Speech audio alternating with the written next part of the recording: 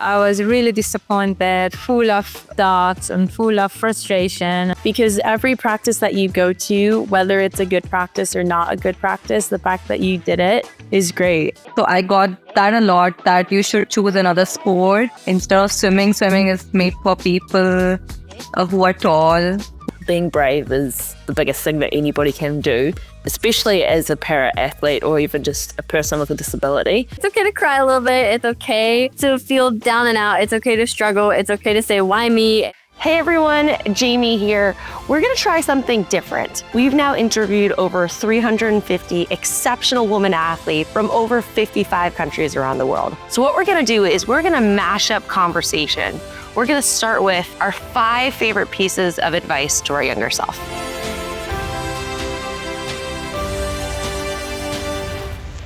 Paris 2024 team is made up of 36 athletes from 11 different countries.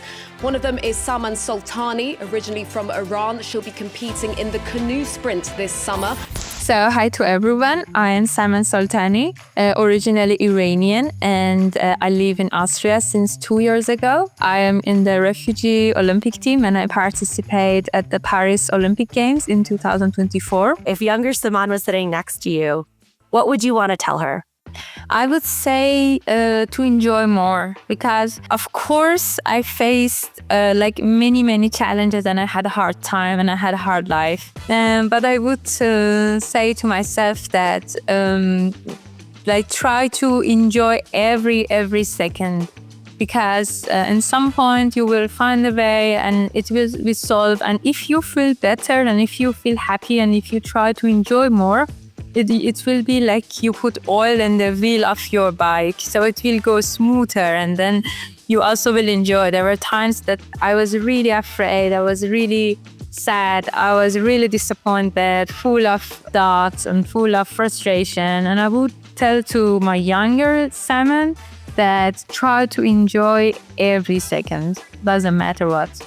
That's such good advice and so hard to follow. I completely hear you on that. Avila is in lane number 8 representing Honduras. She's the national record holder. Le damos la bienvenida a Yulimar Ávila, quien será nuestra representante en los Juegos Olímpicos en París 2024. Yulimar Ávila, Honduras, and swimming. And how did you get into swimming? So I actually got into it because my mom wanted to learn how to swim. So yeah, late in the game, we always had a pool kind of around us, the community pool, but my mom wanted to take swim lessons and I was like a wee little baby. So 7 months, I'm already kind of touching the water. My brother was there at the time, so he would kind of take me while my mom was doing the swim lessons. But I was really annoying. So I would like only cry and I would like need to be with my mom. And then finally, it was basically a mommy and me class. So then that's how I kind of started. And then my dad is he's retired now, but he was an athletic director and a physical education teacher.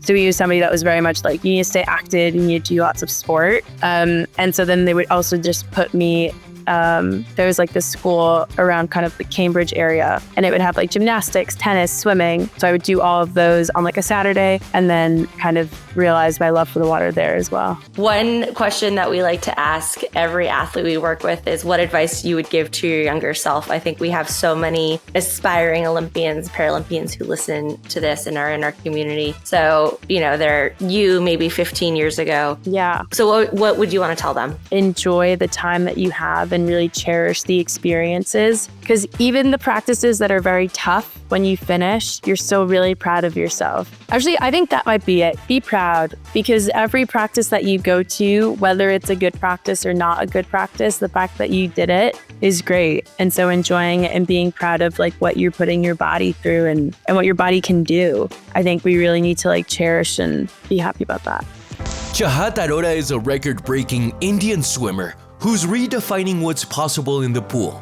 Her journey of resilience and determination embodies the spirit of women athletes who push boundaries and inspire every generation. So I'm Chahat Arora. I'm an international swimmer and I swim breaststroke for India. Chahat, how did you get into swimming? So I was like very young. I think I was 3.5 or 4. And my parents put me in this sport. And my elder brother used to swim. So I kind of learned swimming just watching him. What would you want to say to your younger self? You've accomplished so much. You've been consistent for, I think it's 10 years. You've achieved a national record. What would you want to say to your younger self looking back? Yeah, so I just want to tell myself that let people say whatever they want to say. Because like when I was young, I'm pretty short. So I got that a lot, that you should choose another sport instead of swimming. Swimming is made for people who are tall, who are like huge, and you won't make it far, especially in a sprint event. So I got that a lot, that you should swim like long distance even, because sprinting is for tall people. So I got that criticism a lot. But I love sprinting. I'm a born sprinter. So I didn't really it kind of affected me when I was young. But as I kept growing, as I won more medals, I got that confidence in me. But if I really want to tell something to my younger self, is that don't listen to anybody else. Just listen to yourself and believe in yourself. Your younger self would be so proud of everything that you have accomplished. Absolutely. Thank you. Neelam O'Neill. She's the first female to ever represent New Zealand in the air pistol event. Yeah, so my name is Neelam O'Neill. I'm from New Zealand and my sport is shooting parasport. Okay, so Neelam, how did you get into shooting?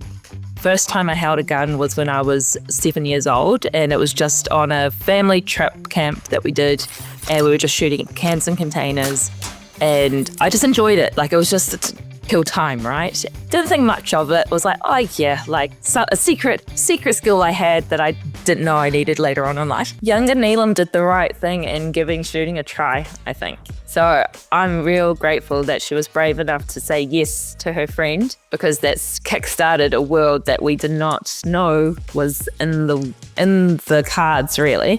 It's taken me so many places, and I never thought travel was in my in the cards for me, because I thought it was going to be too difficult with my disability. And after having sport in my life and being traveled to all sorts of places, good work, Neelam. You got to where we need to be to get to see these incredible places and meet incredible people and do something that we still love deep down. So yeah, I think just want to thank her for being brave and keeping at it and not giving up on that dream that she had, because I think it would have been pretty easy back then, looking at all the barriers and the challenges, going, being brave is the biggest thing that anybody can do, especially as a para-athlete or even just a person with a disability, because it's so difficult to find something that you click with, and even just to try a sport's quite hard, and to be brave enough to find something and pursue it is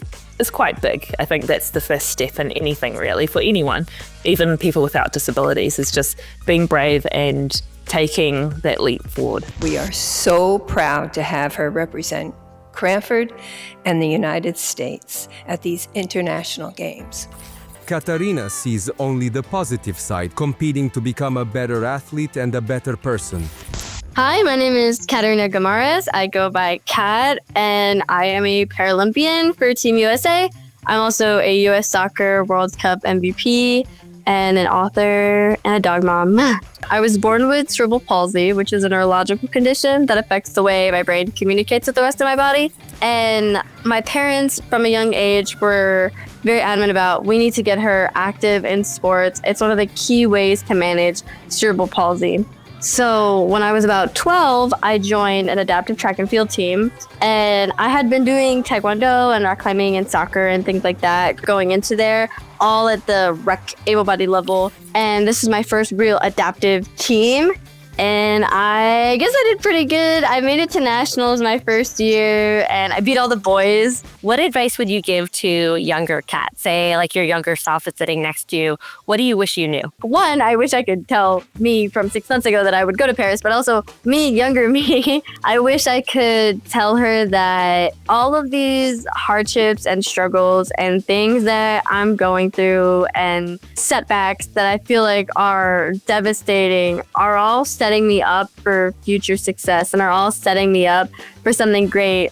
I was having this conversation the other day. I wouldn't be the person I am today without the setbacks and struggles that I had as a kid. So younger me, it's okay to cry a little bit. It's okay to feel down and out. It's okay to struggle. It's okay to say, why me? And it's okay to not want to keep going and not want to train today or lift today or do anything today. But if you just keep going and keep putting one foot in front of the other, eventually you're gonna get there.